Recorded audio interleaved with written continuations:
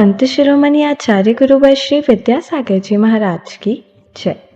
और हम योग प्रणेता पूज्य गुरुवर श्री प्रणम्य सागर जी महाराज की जय। ओम अरहम नमः। धर्म प्रेमी बंधुओं, हम गत कुछ महीनों से श्री तत्वार्थ सूत्र ग्रंथराज जी का अध्ययन मुनि श्री की सरल वाणी में कर रहे हैं। ग्राफिक्स और एनिमेशन के माध्यम से हमने सूत्रों की गहराई को आसानी से समझा। अब अरहम टीम आपके लिए लेकर आई है एक और नया प्रयोग, जो हमें न सिर्फ हमारी सूत्रों की गहराई को, समझ को और बढ़ाएगा, बल्कि हमें उन्हें कंठस्थ करने में भी सहायक होगा। इस प्रयोग से आप तत्व विशारद बन सकते हैं, यानी न सिर्फ आप श्री तत्वार्थ सूत्र जी को समझते हैं, बल्कि ये सूत्र आपको कंठस्थ भी हैं और आप इन सूत्रों पर आगे काम भी कर सकते हैं। मुनिश्री कहते हैं, सुना है बहुत से लोग ऑनलाइन तत्वार्थ सूत्र पढ़ रहे हैं, सुन रहे हैं। ये एक बहुत ही अच्छी स्वाध्याय की प्रक्रिया है। यह प्रक्रिया जितनी अच्छी है, उसका लाभ भी उतना ही अच्छा होना चाहिए। ऐसा ना हो कि लोग केवल सुने, देखें और टीवी पे जैसे अन्य कार्यक्रम आते हैं बस एंजॉय करके उसको निकाल दें। यह तत्वार्थ सूत्र जैन धर्म का एक बहुत ही बेसिक ग्रंथ है और इस ग्रंथ के माध्यम से हम अपने ज्ञानावरण कर्म के क्षेत्रम को बहुत बढ़ा सकते हैं, अपने अंदर संस्कार डाल सकते हैं।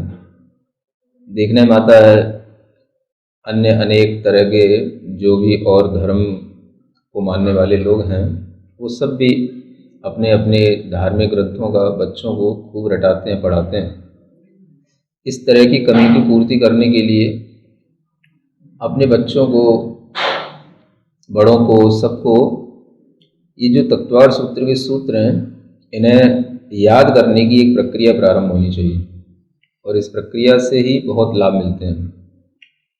जब धर्म ग्रंथ को हमने पहली बार तत्वार्थ सूत्र के रूप में पढ़ा था और पढ़ते पढ़ते याद किया था, तो मैं उसी का ही प्रतिफल समझता हूँ कि मैं आचार्य श्री के पास जब आया था और पहली बार जब आचार्य श्री के सामने उसको बिना देखे हुए पढ़ाया था, तो आचार्य श्री की जो प्रसन्नता थी वो अद्भुत थी और उसी के कारण से वो हमेशा हमें ध्यानपूर्वक, वात्सल्यपूर्वक हमें पढ़ाते थे तो पढ़ा रहे हैं।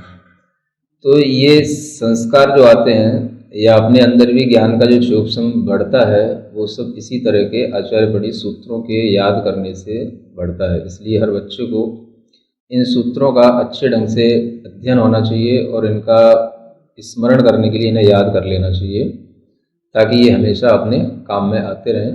और इस तरह से जैनत्व की एक बहुत बड़ी पहचान हम बना सकते हैं। जैसे वैदिक लोग वेदों का उच्चारण कराते हैं और वेदों के कुछ मंत्रों को रटा करके अपने गुरुकुलों में बच्चों को पढ़ाते हैं। ऐसे ही मुझे भाव आता है कि हर घर में तत्वार्थ सूत्र बच्चों को याद होना चाहिए और हर घर एक जैन धर्म का गुरुकुल की ब्रांच होनी चाहिए। ऐसी मेरी भावना है। बोलिए महावीर। जैसा मुनि श्री ने भाव किया है कि हर घर के गुरुकुल में इन सूत्रों का पाठन करने वाले होने चाहिए, तो हम आज से इन सूत्रों का प्रतिदिन पाठन करेंगे। पहले अध्याय को कंठस्थ करने की मौखिक परीक्षा की डेट शीघ्र घोषित की जाएगी। सूत्रों को याद करने की इस श्रृंखला में आपकी मदद करने के लिए आज की कक्षा की ओर बढ़ते हैं।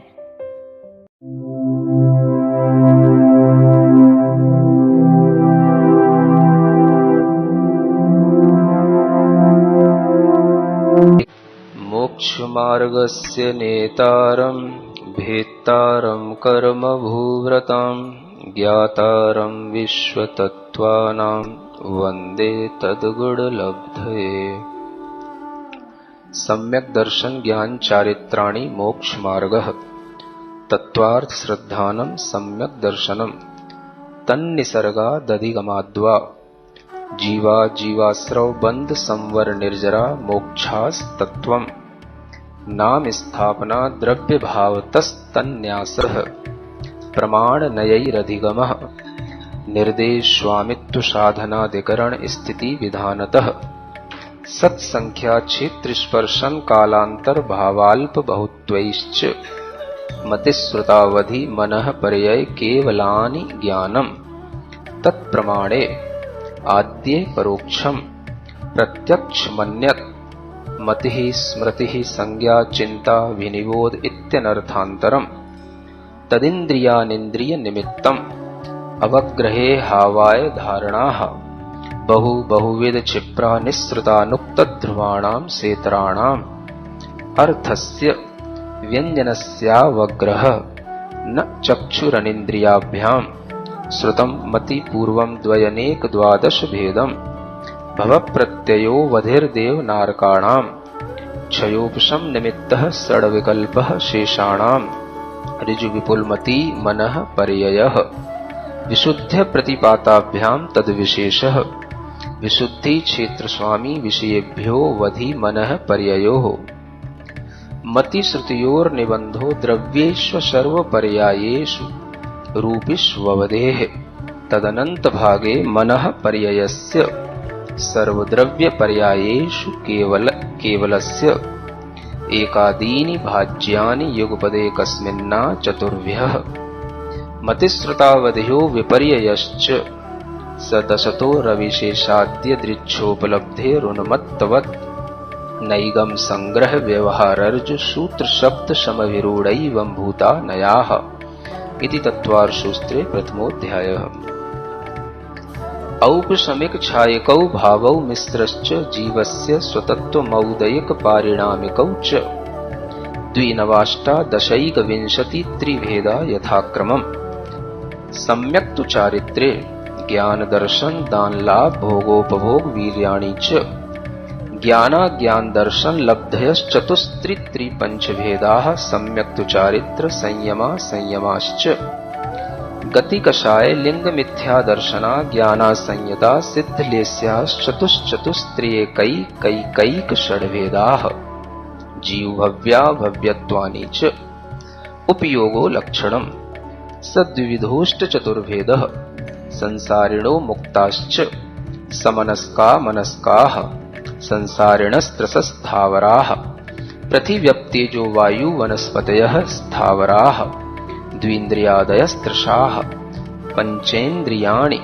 द्विविधानि निर्वृत्त्युपकरणे द्रव्येन्द्रियम् लब्ध्युपयोगौ भावेन्द्रियम् स्पर्शन रसन घ्राण चक्षुः श्रोत्राणि स्पर्श रस गंध वर्ण शब्दास्तदर्थाः श्रुतमनिन्द्रियस्य वनस्पत्यन्तानामेकम् कृमि पिपीलिका भ्रमर मनुष्यादीनामेकैक वृद्धानि संगिनः समनस्काः विग्रहगतौ कर्मयोगः अनुश्रेणी गतिः अविग्रहा जीवस्य विग्रहवती च संसारिणः प्राक्चतुर्भ्यः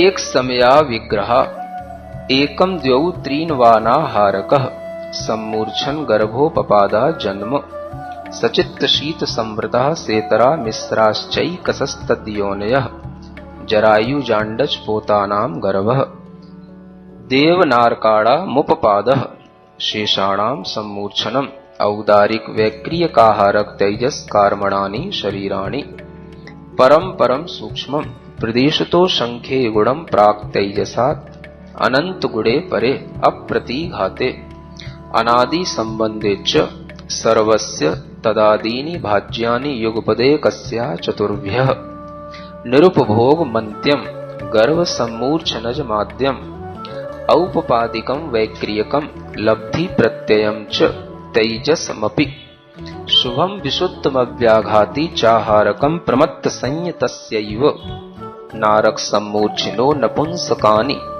न देवाः शेषास्त्रिवेदाः औपपादिक चरमोत्तम देहा संख्ये वर्षायुषो नपवर्त्यायुषः इति तत्त्वार्थसूत्रे द्वितीयोऽध्यायः। सच में सूत्रों को शुद्ध पढ़ने से मन कितना शांत हो जाता है। अब हम अध्याय 1 और 2 पर कुछ क्रिएटिव काम करेंगे। सबसे पहले हम अध्याय के मुख्य टॉपिक्स को गुरु महाराज की वाणी में सुनेंगे। एक टॉपिक में अनेकों सूत्र और प्रवचन हो सकते हैं। तत्पश्चात जो हमने समझा है उसे क्रिएटिव तरह से प्रेषित करेंगे।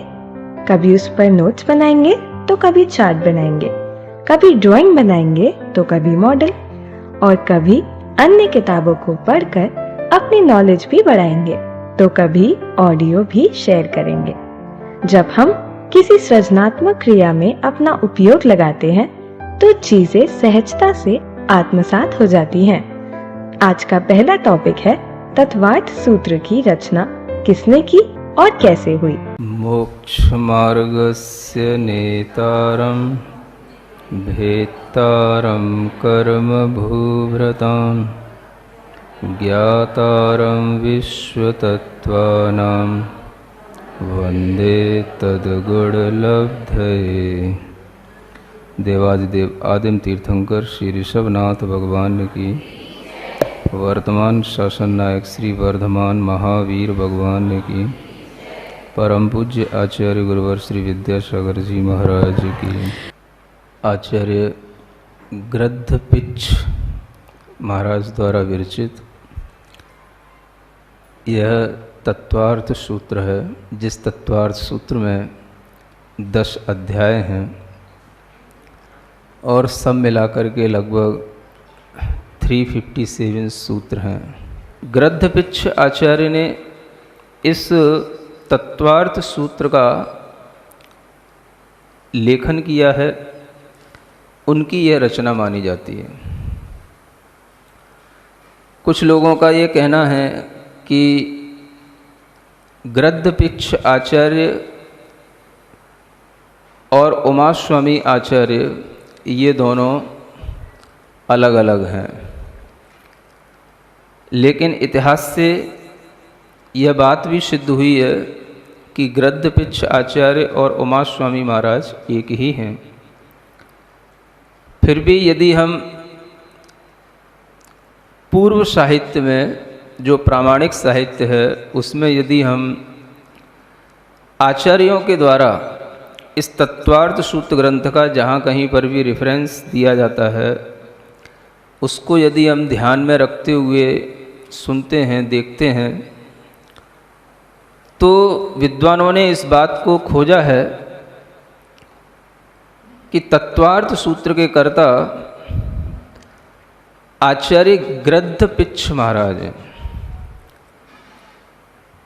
गृद्धपिच्छ यह नाम ही पूर्व आचार्यों के द्वारा लिया गया है।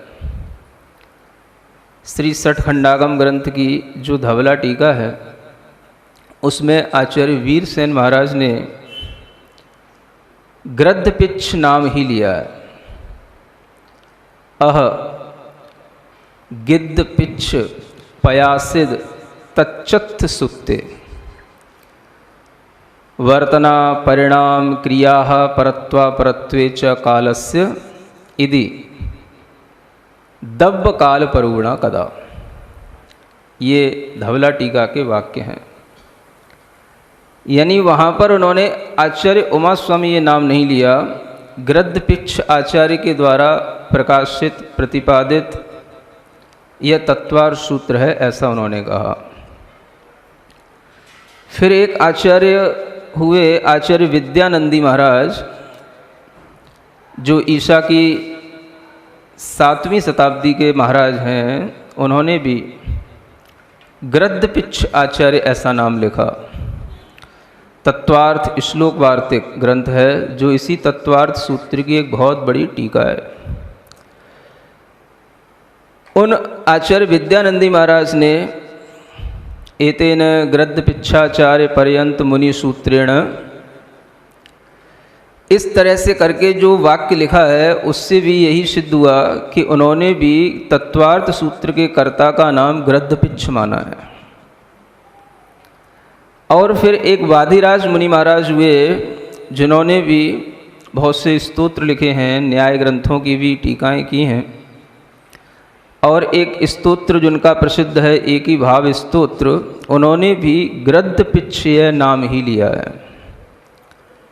ऐसे पूर्व आचार्यों के द्वारा लिए गए नामों को ध्यान में रखते हुए हमें भी यही समझना है कि तत्वार्थ सूत्र के कर्ता का नाम गृद्धपिच्छय मुख्यता से लिया जाता है। उमा स्वामी यह नाम भी मिलता है और यह नाम गृद्धपिच्छ का एक विशेष्य के रूप में है। गृद्धपिच्छ उसका विशेषण बना दिया जाता है, लेकिन वस्तुतः अगर हम देखें तो जो पूर्व आचार्यों ने तत्वार्थ सूत्रकर्ता का नाम लिया है वह है गृद्धपिच्छ ही लिया है। यह हमें ध्यान में रखना है। सूत्र में मोक्ष मार्ग बताया जा रहा है।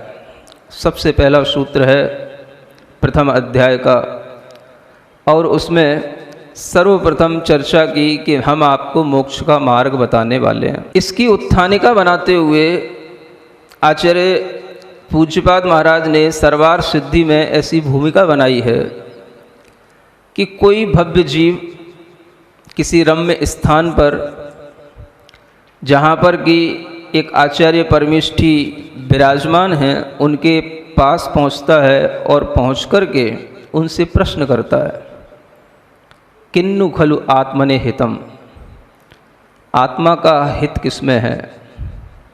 तो वो कहते हैं मोक्ष, मोक्ष में ही आत्मा का हित है। फिर पूछा जाता है कि मोक्षस्य मार्ग है किम, मोक्ष का मार्ग क्या है? तो वह बताना शुरू करते हैं कि ये सम्यक दर्शन ज्ञान चारित्राणी मोक्ष मार्ग है। इस तरह की एक भूमिका भी हमें पढ़ने को मिलती है, जो आचार्य सर्वार सिद्धि में सर्वप्रथम ये जो टीका लिखी गई तत्वार्थ सूत्र की उसमें लिखते हैं।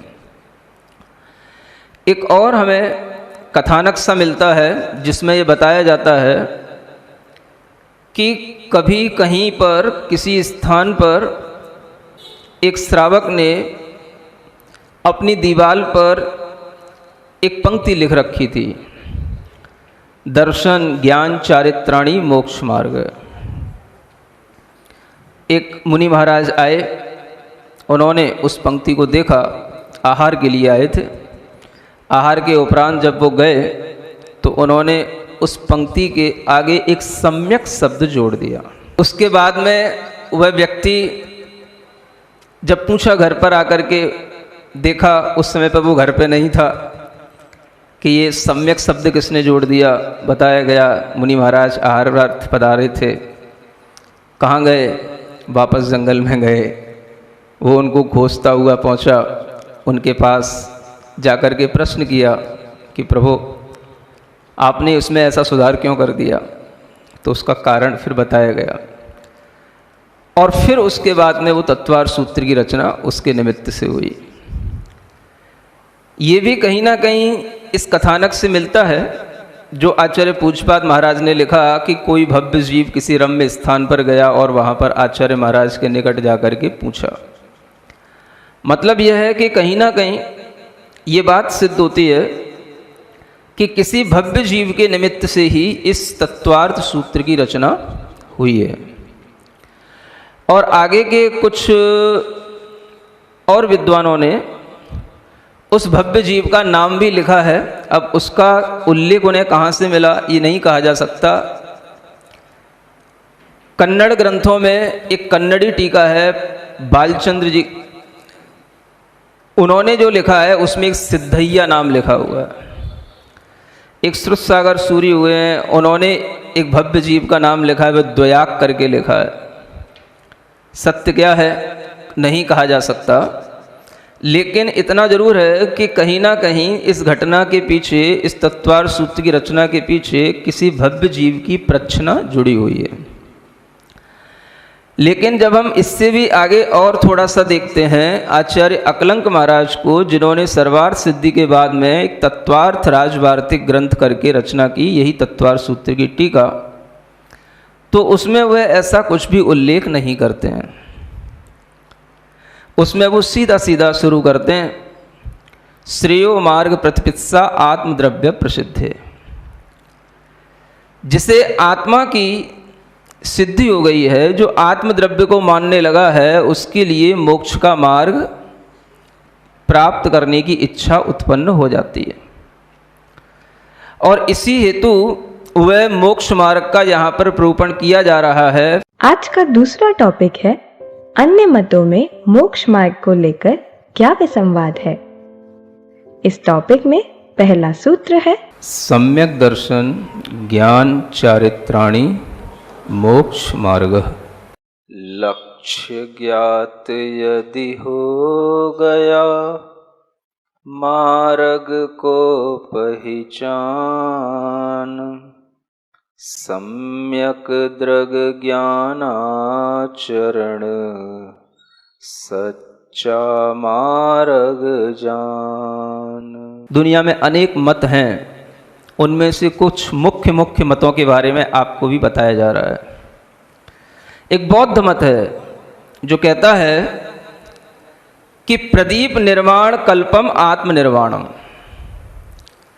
दीपक के निर्वाण होने की तरह आत्मा का निर्वाण हो जाता है, यानी दीपक जिस तरह से बुझ करके शांत हो जाता है ऐसे ही आत्मा का निर्वाण हो जाता है। तात्पर्य यह है कि दीपक बुझने के बाद में फिर कहीं नहीं जाता, न दिशा में, न विदिशा में, न ऊपर न नीचे, वो वहीं की वहीं शांत हो जाता है। ऐसे ही बौद्ध मानते हैं कि आत्मा वहीं की वहीं शांत हो गई, उसके बाद में कुछ बचता नहीं है, आत्मा की संतति आगे नहीं रहती है, उसी का नाम निर्वाण है। यानी एक तरह से देखा जाए तो आत्मा के अभाव का नाम मोक्ष माना जाता है। हमें समझना चाहिए सबके अभिप्रायों को, तब आपको समझ में आएगा कि जैन दर्शन में क्या विशेषता है अन्य दर्शनों की अपेक्षा से। जो बड़े बड़े मत हैं जो आज भी प्रचलित हैं, उनमें किस तरह से मोक्ष की अवधारणा है और किस तरह से वो मोक्ष मानते हैं, अगर हम उसको समझेंगे तो हमें पता पड़ेगा कि ये सिर्फ कल्पनाएं हैं, वास्तविकता से परे हैं।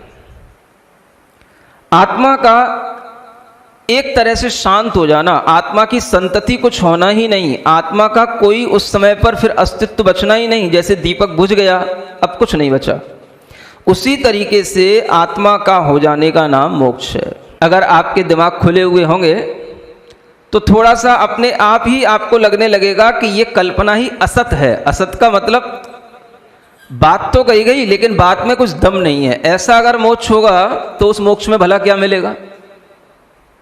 जहां हम इतने हाथ पैर पटक रहे हैं मोक्ष जाने के लिए, और मोक्ष जाने के बावजूद भी उस आत्मा का भी कोई संतति नहीं रही, उसकी कोई भी स्थिति नहीं रही, तो ऐसे मोक्ष से भला क्या होने वाला है? तो ये बौद्ध मत है। एक सांख्य मत है जो बहुत कुछ आज जो हिंदू मत है ये सांख्य मत ही कहलाता है एक तरीके से देखा जाए। और हिंदू मत में कई सारी शाखाएं हैं, सांख्य हैं, वैशेषिक हैं, मीमांसक हैं, योग हैं, और इन सबके भी अपने अलग अलग अवधारणाएं हैं। हिंदू भी एक मत नहीं है, अनेक अनेक तरह की हिंदू शाखाओं में कई तरीके की ब्रांचेज हैं। उनमें एक सांख्य मत माना जाता है और वो कहता है कि आत्मा का भी निर्वाण होता है, और वो निर्वाण किस तरह से होता है? ऐसे मान के चलो, जैसे आपको स्वप्न आते हैं तो स्वप्न में आपके अंदर किसी भी प्रकार का कोई विवेक नहीं रहता है। इसी तरीके से निर्वाण में जो चेतना है उसकी कोई अभिव्यक्ति नहीं होती है कि मैं क्या हूं क्या नहीं हूं, कोई अभिव्यक्ति नहीं होती है। माने कि वहां पर आपको उस चेतना को उस मोक्ष में किसी भी तरह का कोई भी ज्ञेय का ज्ञान नहीं होगा, किसी भी पदार्थ का ज्ञान नहीं होगा, अनभिव्यक्त चेतना होगी वहां पर जब आपको मोक्ष होगा। तो अब देखो, एक योग दर्शन है जो कहता है आत्मा कैसी है? चैतन्य स्वरूप है। सांख्य भी कहता है आत्मा चैतन्य रूप है, लेकिन चेतना कैसी है? तो वह चेतना को चेतना तो मानते हैं, लेकिन चेतना में ज्ञान है ऐसा नहीं मानते हैं। ज्ञान तो उस चेतना में कहीं दूसरी जगह से आकर के चिपक जाता है, जिसे कहा जाता है एक पुरुष और एक प्रकृति। इन दोनों के संयोग से उस चेतना में ज्ञान की प्राप्ति होती है। तो जब मोक्ष होगा तो ज्ञान नहीं रहेगा, किसी भी प्रकार के ज्ञेय माने जो जानने योग्य पदार्थ हैं, उन पदार्थों का आपके चेतना में किसी भी तरीके का ज्ञान नहीं रहेगा मोक्ष में।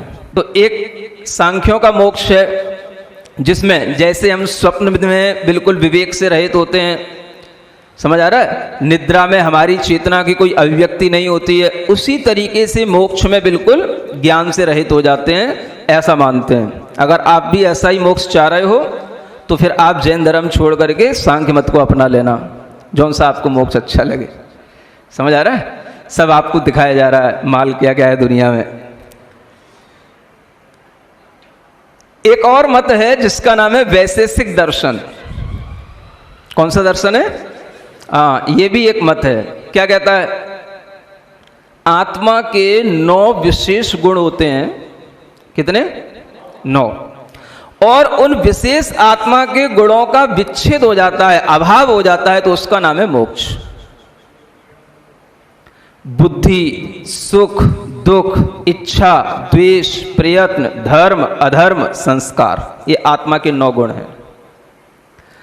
जब इन आत्मा के गुणों का आत्मा से अभाव हो जाएगा तो मोक्ष हो जाएगा, यानी आत्मा में बुद्धि नहीं रहेगी। वो भी ये मानता है कि बुद्धि आत्मा में अलग से आई है, आत्मा का स्वभाव नहीं है बुद्धि, सुख भी नहीं है आत्मा में, कुछ भी नहीं है आत्मा में। और जो आत्मा के विशेष गुण हैं उनका अभाव होना है, माने विशेष गुणों का अभाव होने के बाद में जो आत्मा बचेगी उसका नाम मोक्ष है। आप सोचें, विचार करें कि कोई भी वस्तु जो होती है, अगर उसके हम विशेष गुणों का अभाव कर देंगे तो वस्तु ही नहीं बचती है। क्योंकि कोई भी पदार्थ में विशेष भी होगा तो सामान्य होगा, विशेष कभी भी सामान्य के बिना नहीं होता और सामान्य कभी भी विशेष के बिना रह नहीं सकता। तो विशेषता से रहित कोई भी वस्तु सामान्य रूप में भी रह नहीं सकती है। समझ में आ रहा है? कुल मिलाकर के हमें तो ऐसा लगता है जितने भी लोगों ने मोक्ष माना है, सबने मोक्ष में ज्ञान नहीं माना है। ज्ञेय का ज्ञान आत्मा में और ज्यादा हो जाता है, ऐसा नहीं माना है।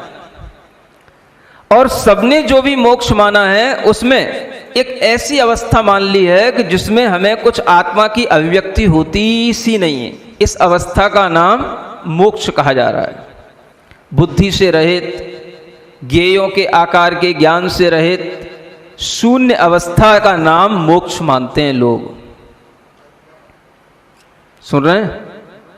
लेकिन आपके यहां मोक्ष कैसा है? जैनों के यहां मोक्ष कैसा है? हैं? बहुत ही विशिष्ट है। लड्डू सरीखा मीठा है, जब भी तो लड्डू चढ़ाते हैं किसी का मोक्ष हो जाता है। तो हैं?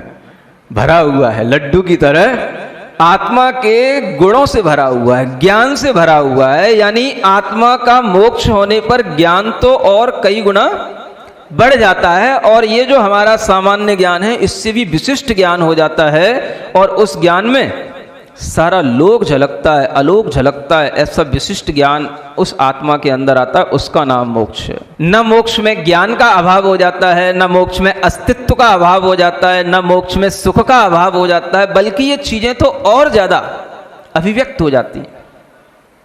ज्ञान केवल ज्ञान बन जाता है, सुख अनंत सुख के रूप में हो जाता है। मोक्ष में क्या है आखिर, क्यों हम मोक्ष जाना चाहते हैं? तो सबसे पहली जो चीज है वो ये है कि हमें पहले पता हो कि सुख वास्तव में है कहां। क्या हम सुख के लिए मोक्ष प्राप्त करते हैं? तो आपके मन में भाव आएगा, सुख मिलेगा। हाँ, सुख मिलेगा। कैसा मिलेगा? बहुत अद्भुत मिलेगा।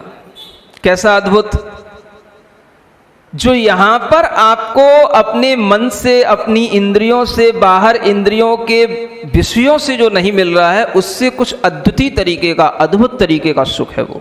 तो आज के टॉपिक को समझने के बाद आपको सबसे पहले चित्रकरण करना है कि अलग अलग आचार्यों के अनुसार श्री तत्वाद सूत्र ग्रंथ की रचना कैसे हुई, या फिर एक चार्ट के माध्यम से आपको समझाना है कि जैन मत और अन्य मतों में मोक्ष मार्ग में क्या अंतर है। आप दोनों में से कोई भी एक सवाल कर सकते हैं। जो लोग दोनों सवाल करना चाहें उनके पुण्य की बहुत बहुत अनुमोदना। 14 साल तक के बच्चे ग्रंथ की रचना की स्टोरी एक वीडियो में सुना सकते हैं। 3 सबसे अच्छी स्टोरीज को उपहार दिया जाएगा। आप अपने चार्ट्स, चित्र और वीडियोस हमें इस नंबर पे व्हाट्सएप कीजिए 8920009591 पर। तो तैयार हो जाइए आज से इस अनूठे स्वाध्याय को अपनी तरफ से और भी अनूठा बनाने के लिए। ओम अरहम नमः। आज की कक्षा का एक क्विक रिवीजन कर लेते हैं। आज हमने जाना कि तत्वा सूत्र को मोक्ष शास्त्र भी कहते हैं। इसमें 10 अध्याय और 357 सूत्र हैं। इसके रचयिता ग्रंथपिच आचार्य उमा स्वामी हैं। इतिहास से यह सिद्ध है कि ग्रंथपिच आचार्य और उमा स्वामी महाराज एक ही हैं। हमने जाना कि तत्वास सूत्र की रचना किसी भव्य जीव की प्रचना के कारण से हुई। आचार्य पूज्यपाद महाराज विरचित सर्वार्थ सिद्धि ग्रंथ इसकी पहली टीका है। प्रथम अध्याय का प्रथम सूत्र है सम्यक दर्शन ज्ञान चारित्राणि मोक्ष मार्गः, अर्थात सम्यक दर्शन, सम्यक ज्ञान, सम्यक चारित्र तीनों से मिलकर मोक्ष मार्ग बनता है। हमने समझा कि अलग अलग मतों में मोक्ष की मान्यता तो है, पर वहां पहुंचने के रास्ते के बारे में विसंवाद है। इसीलिए आचार्य महाराज ने मोक्ष से पहले मोक्ष मार्ग की प्ररूपणा की है। सभी मतों ने ये तो माना है कि मोक्ष में सुख है, पर सबका मोक्ष अलग अलग है। जैसे बौद्ध मत में आत्मा के अभाव का नाम मोक्ष है, सांख्य मत में ज्ञान के अभाव का नाम मोक्ष है, वैशेषिक दर्शन में आत्मा के 9 विशेष गुणों के अभाव का नाम मोक्ष है, यानी आत्मा में बुद्धि नहीं रहती। जैन मत में मोक्ष में आत्मा के गुणों में उत्कृष्टता आ जाती है, ज्ञान केवल ज्ञान बन जाता है, सुख अनंत सुख रूप में हो जाता है। कक्षा के अंत में हमने समझा कि जीव कुल मिलाकर सुख चाहता है, और सुख भी कैसा, उसमें दुख न हो। आगे की कक्षाओं में यह चर्चा जारी रहेगी। आइए अब हम सभी चिन्मानी स्तुति करेंगे। सिरजिणवाणी जग कल्याणी जग जन मदतम मोह हरि, जनमण हारी गणहर हारी, जन्म जरा भव रोग हरि। तिथियराणम दिव्य झुणिम जो पड़ई सुणई मई ये धारई, राणम सौख मणंतम धरिय, सासद मुख पदम पावई। जिनके लिए यह घुटने का दर्द होता है, अनेक तरह की इस तरह की जोड़ों में दर्द होता है, उनके लिए मुख्य रूप से ये बीमारियां जो होती हैं वह या तो कफ के कारण से होती हैं या वात के कारण से होती हैं। और इन दोनों को दूर करने के लिए एक चीज होती है जिसे बोला जाता है मेथी दाना। सबने सुना? मुख्य रूप से वैसे इसकी प्रकृति गर्म होती है, लेकिन अगर आपको श्वसन तंत्र संबंधी कोई रोग हैं, जुकाम खांसी वगैरह, और हार्ट संबंधी रोग हैं, या आपको वात संबंधी रोग हैं, तो इसके लिए आपको क्या करना चाहिए? सूखी नहीं खाना। सबसे अच्छा तरीका यह है, जो बाजार की चाय आती है, पहले आप वो बाजार की चाय छोड़ दो और उस चाय की जगह ये मेथी की चाय पीना शुरू करो। आपके जीवन में कभी भी आपको घुटनों के दर्द नहीं होंगे। आज से कह रहा हूं, अलर्ट होना शुरू हो जाओ। क्या सुन रहे हो? बाजार की चाय छोड़ दो, बाजार के कोल्ड ड्रिंक्स पीना छोड़ दो, और उसकी जगह पर क्या पीना शुरू करो? सुबह शाम 1 कप टी। किसकी? मेथी की। कैसे बनेगी? कैसे बनेगी? जैसे दूसरी चाय बनती वैसे इसकी चाय बनाना। समझ आ रहा है? मेथी के दानों को पानी में मिला करके उनको पहले कुछ समय तक रखा भी जाता है, और उसी पानी को छानने के बाद में हम उसी को चाय के रूप में उपयोग कर सकते हैं। अगर वो आपको कड़वा लगे तो वैसे भी चाय कौन सी मीठी होती है? हैं? हाँ, तुम लोगों को अकल मकल तो कुछ है नहीं।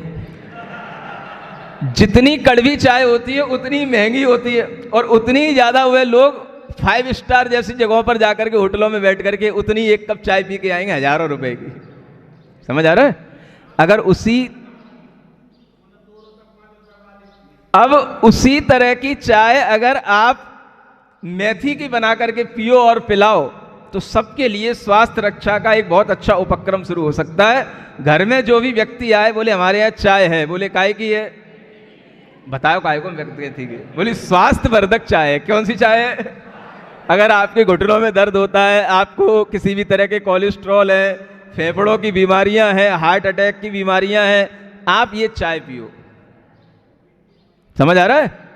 तो इसको बनाने का तरीका, आप जैसे 200 ग्राम पानी है, उसमें जो है थोड़ा सा 1 चम्मच आपने मेथी डाला, और उसके बाद में उसके पानी को उबाल लिया, और उस पानी को उबालने के बाद में अगर वह पानी आपको कड़वा भी लगे, थोड़ा सा उसमें खांड का, शक्कर का प्रयोग किया जा सकता है ना?